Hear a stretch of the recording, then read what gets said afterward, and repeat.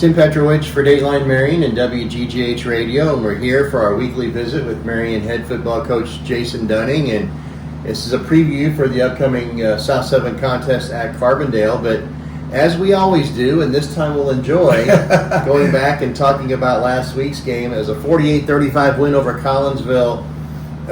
Coach, we talked about it after the game. I want to lead with this again in the pregame show, but I just want to talk about the job the defense did in the second half, because you give up 35 points, you say, well, there wasn't a whole lot of defense, but first half might have been that way. But they scored on one possession in the second half, and that was after a kick return down to I think the kick return was down to about the 15 or 17, and then they wound up with a penalty, and they started the drive at the 8-yard line. Yeah, and it's hard anytime you give them a short porch like that. But, at halftime we went in, and it was – I think some people just assume that when you have that type of ball game in the first half that you go in as coaches and it's a fire and brimstone and you're demanding and yelling, and it was not that case. It was a couple things here or there that we went in and we fixed and we talked about, and we just asked the kids, keep playing, and whatever happens, happens. And,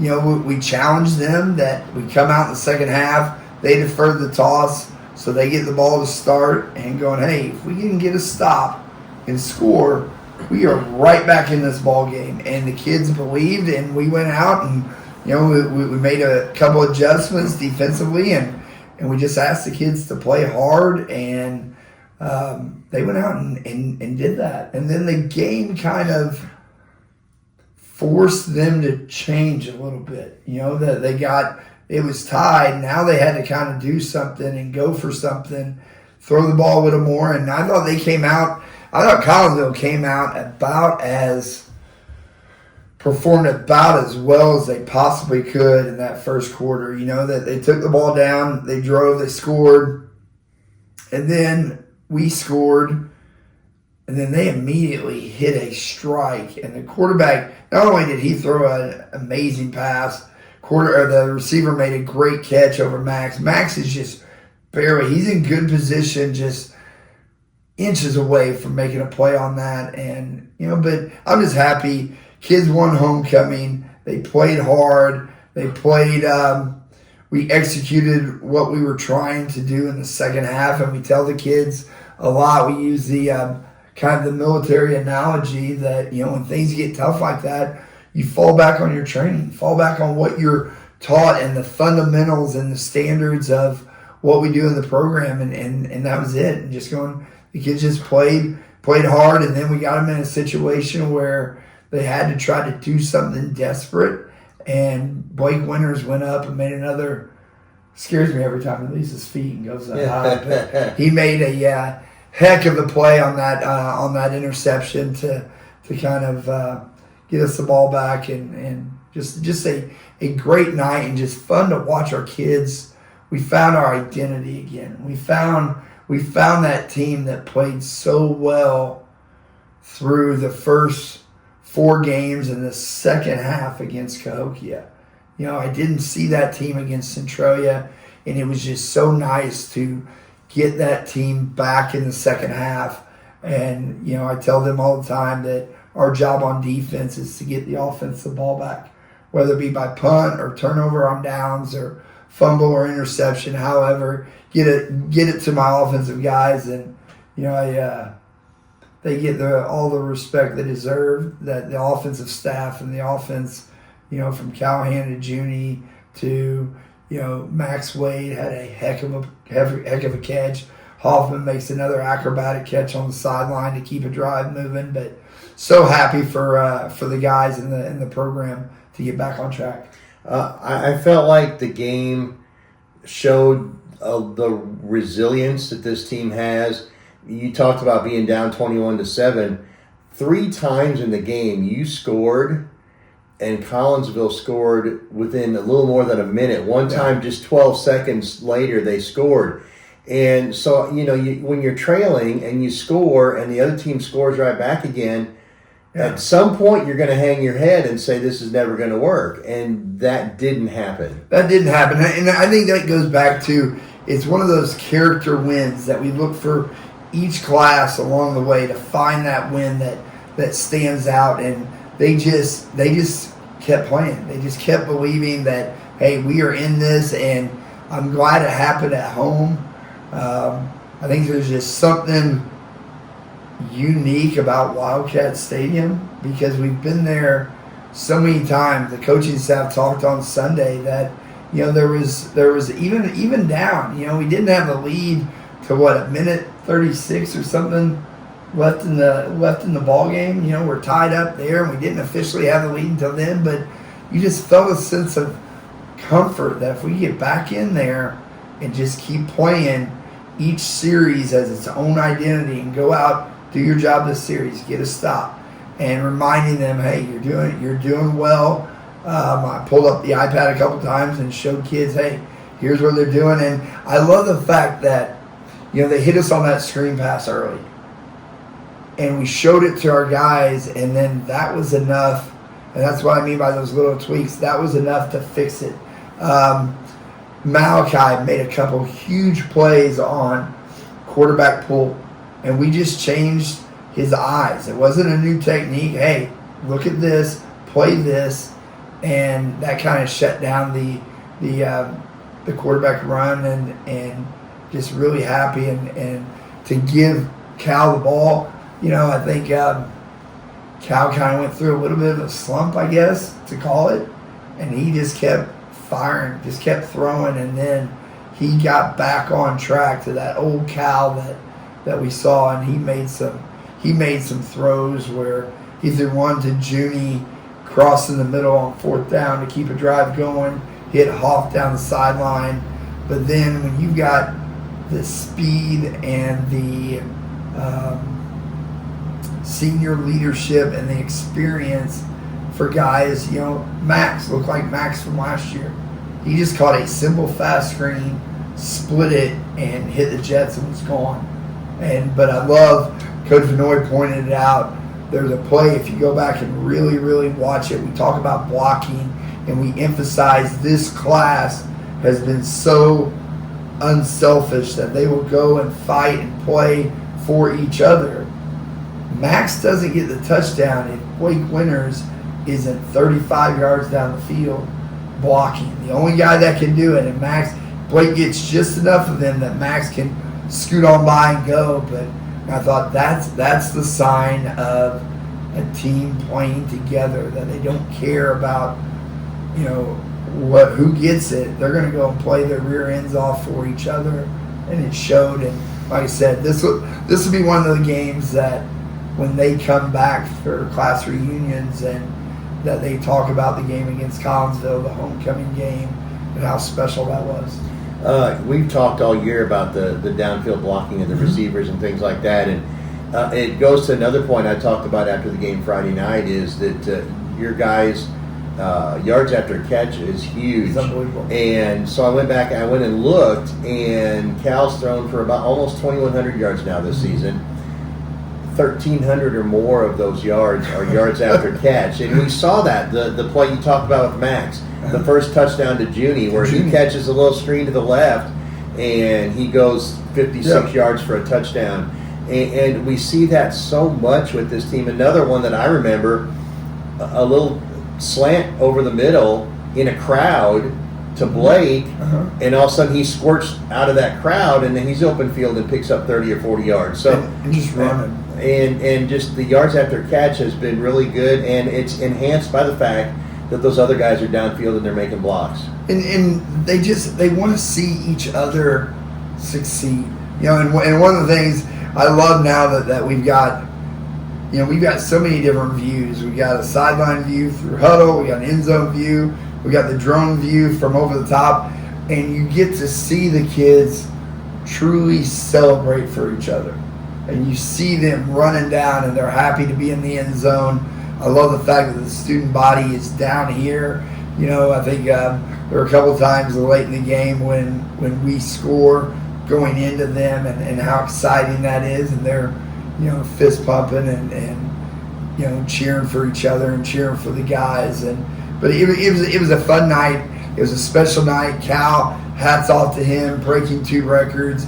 And it's unique that the person whose record he broke is still on staff, still coaching, and it was a chance just to watch those 2 embrace, and almost in a way of turning the torch, passing the torch on to the next guy. That Matt was a tremendous player here. He set records that we weren't sure if ever would be broken, and then Cal's able to do it, and to be the first quarterback in school history to throw for over 400 yards, and was just a fun night, awesome night. I want to mention this because we talked about what the defense did in the second half. They gave up 1 8-yard drive. Collinsville only had one other drive in the second half that stalled and ended on a missed field goal.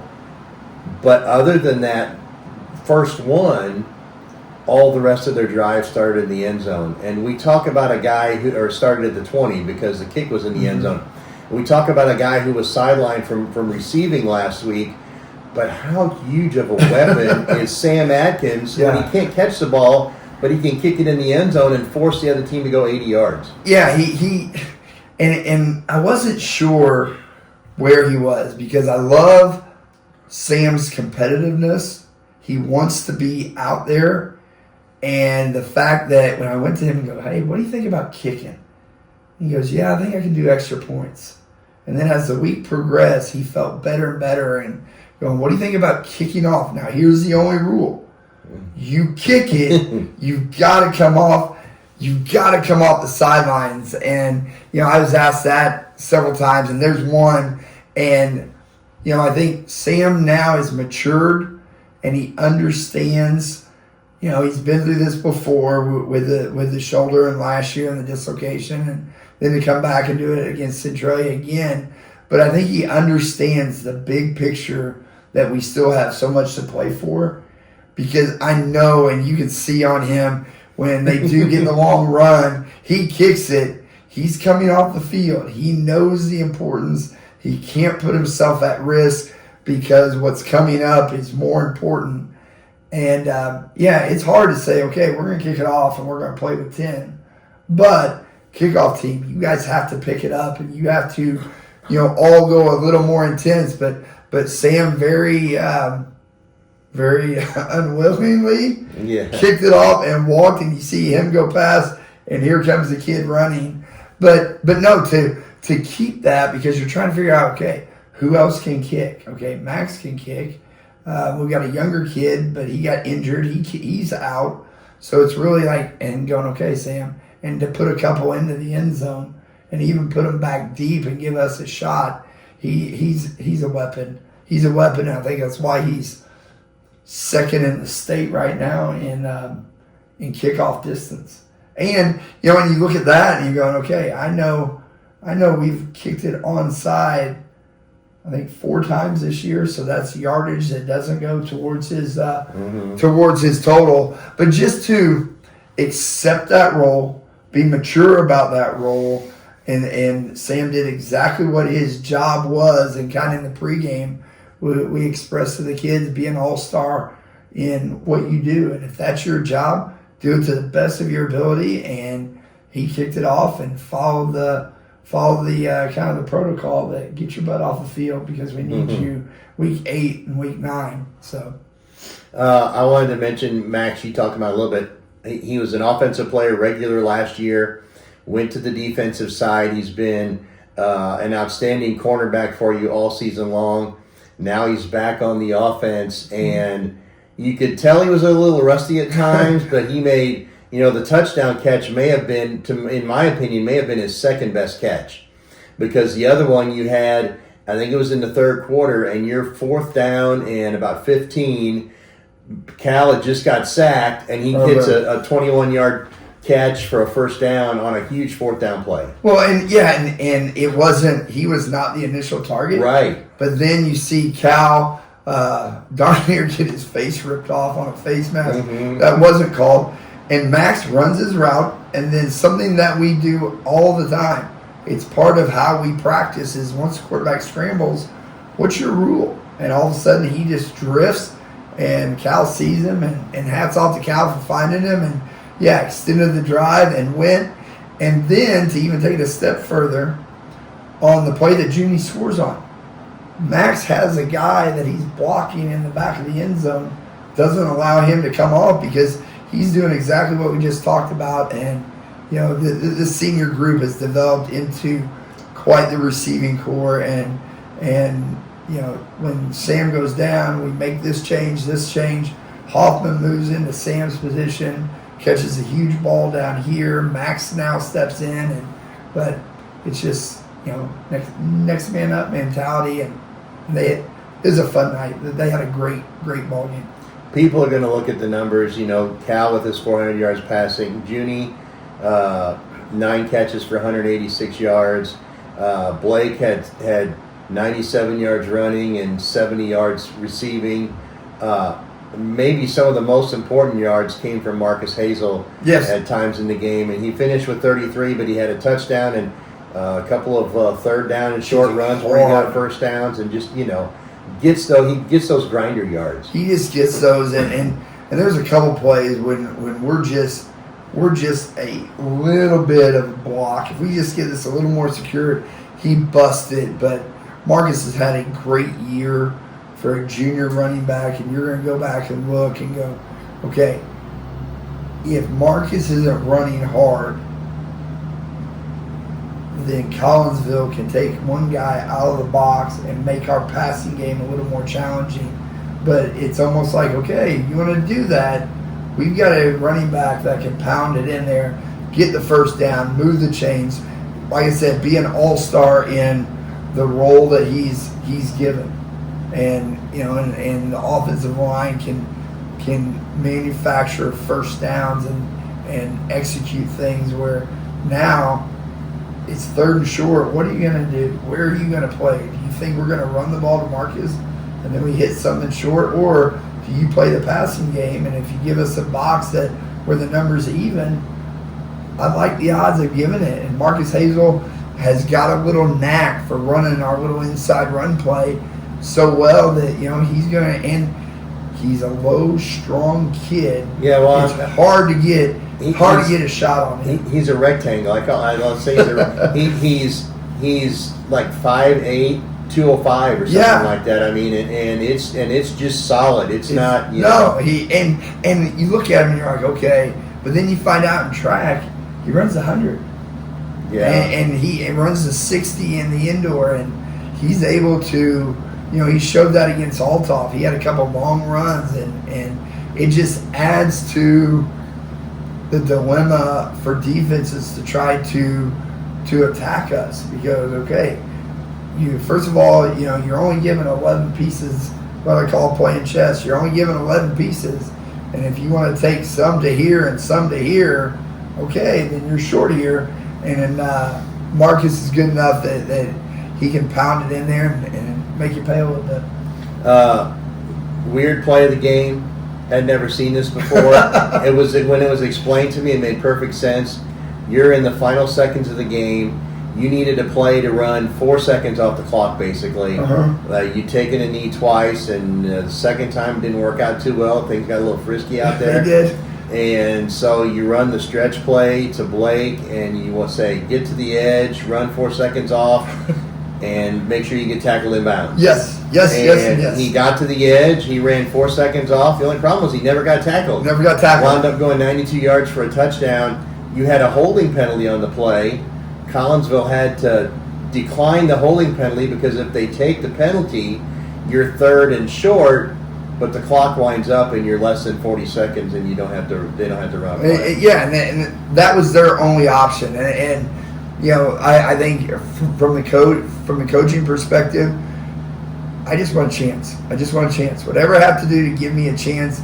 And Collinsville went that route. But leading up to that, I got to give a shout out to him. We learned last year in the Mount Vernon game because you got all these decisions you're trying to make really quickly, and going, okay, what do we do this? Do we do this? Do we do this? Can we take a timeout? Can we do this?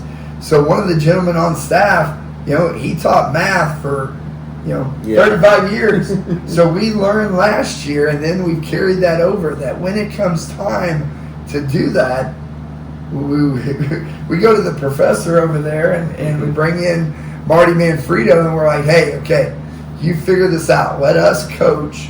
You figure out the time. And he goes, no, they got 2 timeouts. They've got this. You're going to have to run a play. And we're thinking, okay.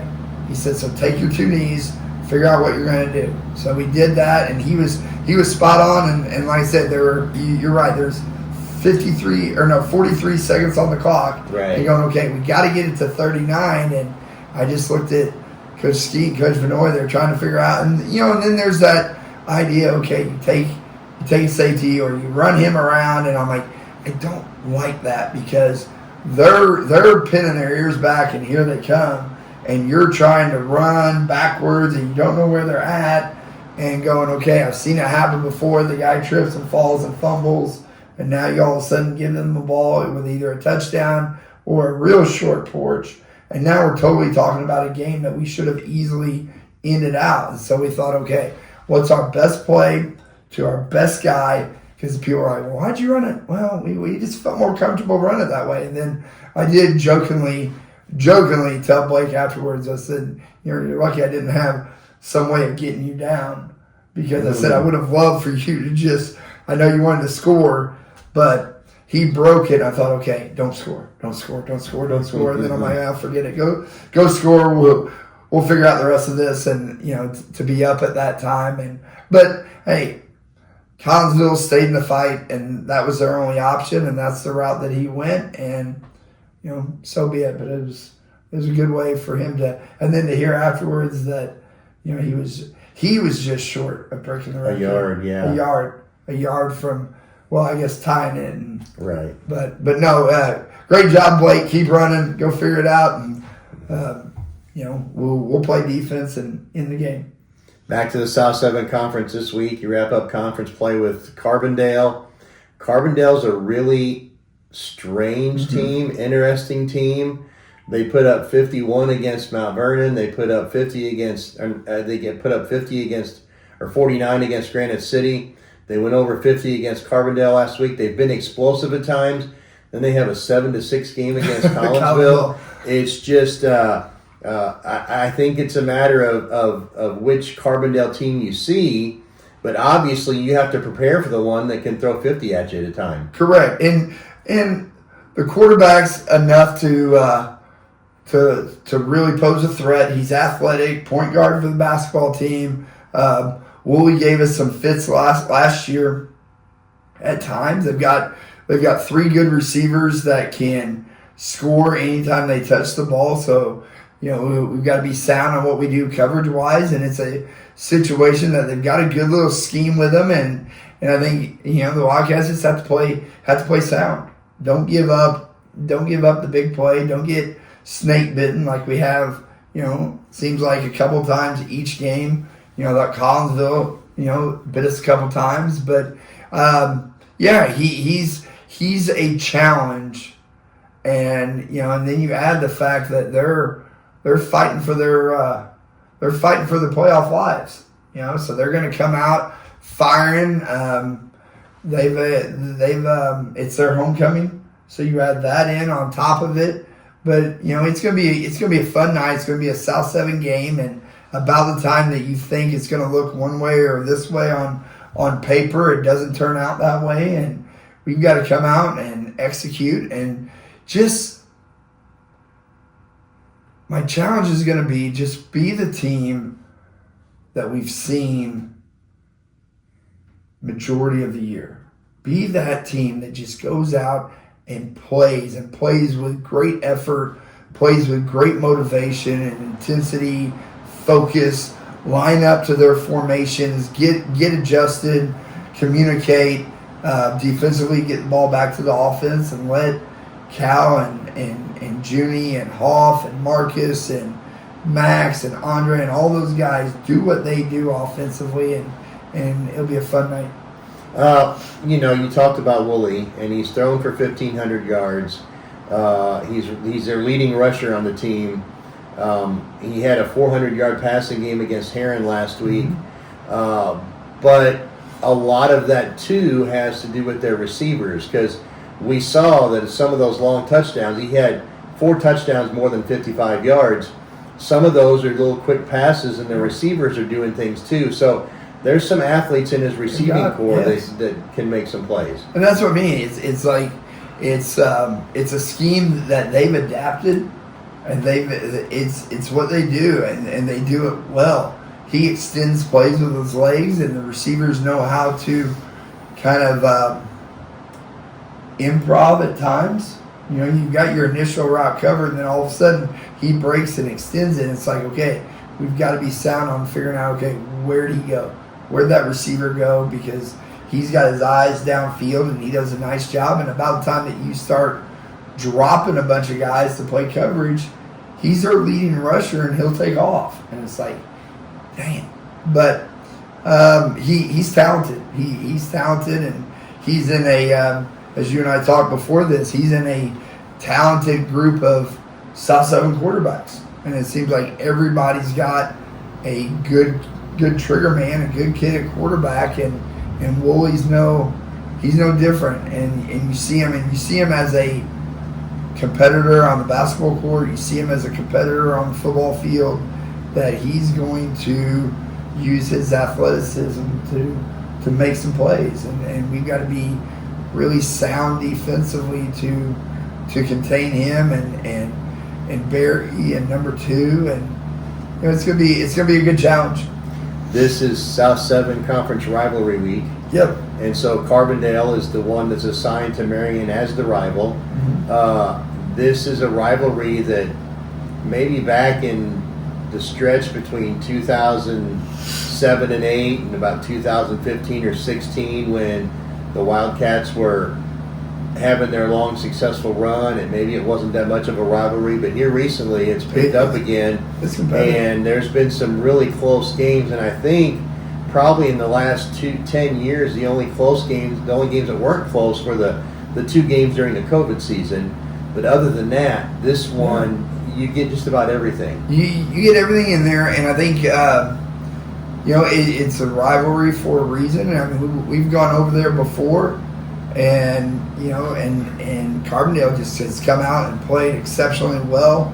One year we went over there, and they ended our undefeated run of that season, and but we better come out to play, because Carbondale is going to be ready to go, and like I said, they're sitting at 3-4. So if they've got a hope of getting into the playoffs, they've got to beat us. They've got to beat Muscuda next week, and but they're going to bring their A game, and I expect nothing less than from Coach Lee and Coach Campos and the rest of his staff that they're going to have a game plan to attack us, and they're athletic enough that anytime the ball gets in their hands, they're one missed tackle away from housing it.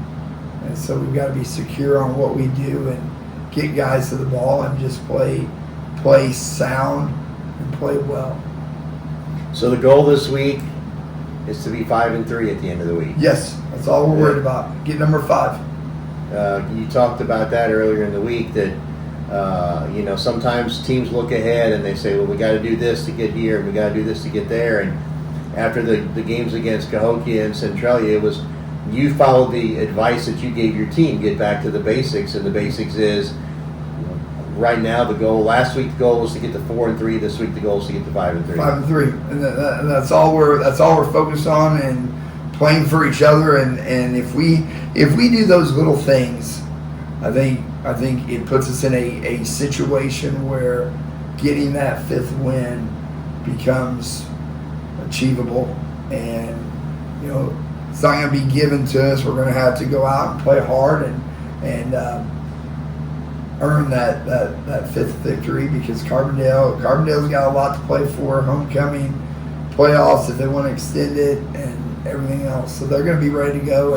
And like I said, they're athletic enough to create problems if you're not careful. And then they're a momentum team that we've got to keep that guy on our side. That snowball can't start rolling. We've got to keep keep it on our side as much as we can. One thing that helps with momentum, and this game being in Carbondale, I think is going to be a huge help for the people who are watching this ahead of time before the actual game.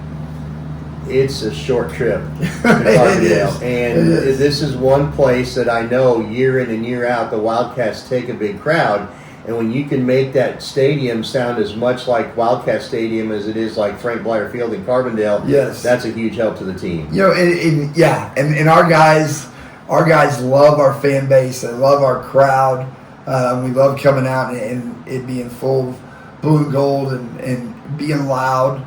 That it gives them energy. And I thought, you know, Friday night we needed it a few times, and the fans came out and they gave it to us. And yeah, it's a short drive. Go there, get something to eat early, come to the game, cheer us on, and celebrate with us afterwards. All right, it's Friday night at Carbondale, 7 o'clock kickoff. That's Marion head football coach Jason Dunning. For Dateline Marion and WGGH Radio, I'm Tim Petrowich.